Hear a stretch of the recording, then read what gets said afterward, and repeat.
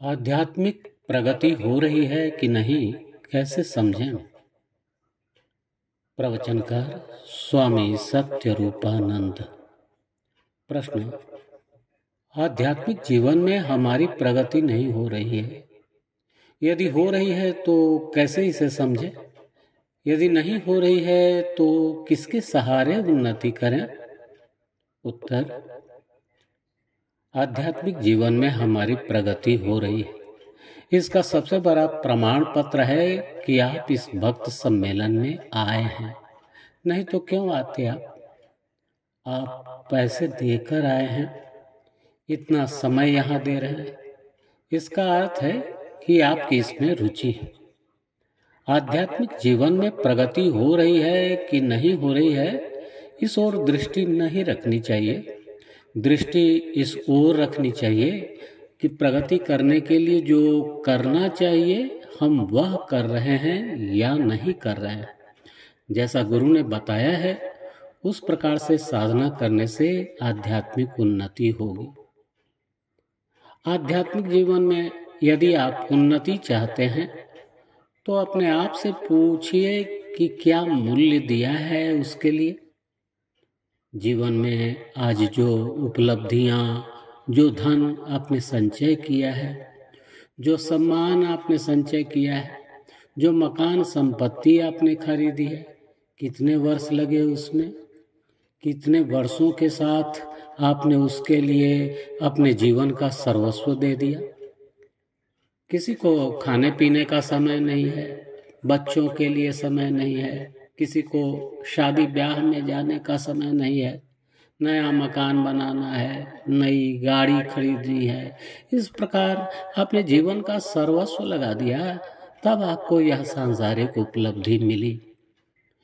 किंतु आध्यात्मिक जीवन में आपने क्या किया? 24 घंटे में बड़ी मुश्किल से सुबह शाम मिलाकर 24 मिनट आपने निकाला। सप्ताह में 7 दिन के बदले वर्ष में मात्र 3 दिन आप आए और आप चाहते हैं कि द्रुत गति से आध्यात्मिक उन्नति हो जाए। ऐसा नहीं हो सकता। स्वामी विरजानंद जी महाराज हमारे संघ गुरु थे, बहुत बड़े महापुरुष थे। एक दिन वे बेलूर मठ से दक्षिणेश्वर जा रहे थे।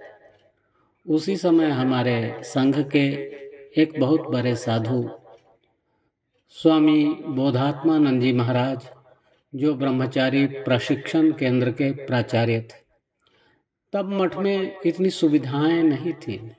वे बाहर से आए थे, नल की इतनी सुविधा नहीं थी, लोग गंगा में मुंह धोने जाते थे। वे गए तो देखा कि महाराज नाव में बैठे हैं।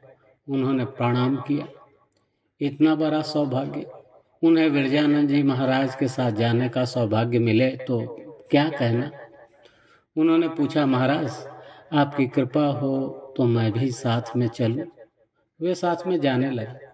नौका में महाराज हैं, सेवक हैं, एक दो और कोई भक्त हैं, इनको भी अवसर मिला, साथ में जा रहे हैं। महाराज चुपचाप बैठे। थोड़ी देर बाद उनका मन नीचे आया तो उन्होंने पूछा, भव कैसे हो तुम? भव महाराज ने कहा, महाराज आपकी कृपा से सब ठीक ही है। एक जिज्ञासा है, गुरु ने जो बताया है उस अनुसार तो हम सब चेष्टा कर रहे हैं। जप ध्यान या जो कुछ भी हो, आपके आशीर्वाद से हर संभव प्रयास कर रहे हैं, पर कुछ कमी रह गई है ऐसा लगता है। यह बात विरजानंद जी महाराज ने सुनी। विरजानंद जी महाराज ने बोधात्मानंद जी महाराज से कहा, देखो तुम जब ध्यान तपस्या कर रहे हो यह अच्छी बात है, किंतु ईश्वर को प्राप्त करना हो तो पूरा मन, प्राण, शरीर, सारी शक्ति, सर्वस्व दे देना पड़ता है। अपनी सारी शक्ति से तुम अपनी साधना में लग जाओ। जो सब कुछ देता है उसको सब कुछ मिलता है। हम सबके जीवन में भी यही बात है।